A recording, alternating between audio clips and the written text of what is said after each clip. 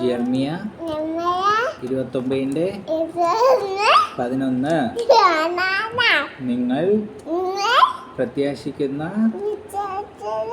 ശുഭഭാവി വരുവാൻ തക്കവണ്ണം ഞാൻ നിങ്ങളെക്കുറിച്ചു നിരൂപിക്കുന്ന നിരൂപണങ്ങൾ ഇന്നവ എന്നു ഞാൻ അറിയുന്നു. അവ തിന്മയ്ക്കല്ല നന്മയ്ക്കത്രേ ഉള്ളൂ നിരൂപണങ്ങൾ എന്ന് യഹോവയുടെ അരുളപ്പാട്. ആമീൻ ആമീൻ ആമീൻ. പ്രാർത്ഥിച്ചേ ഇനി.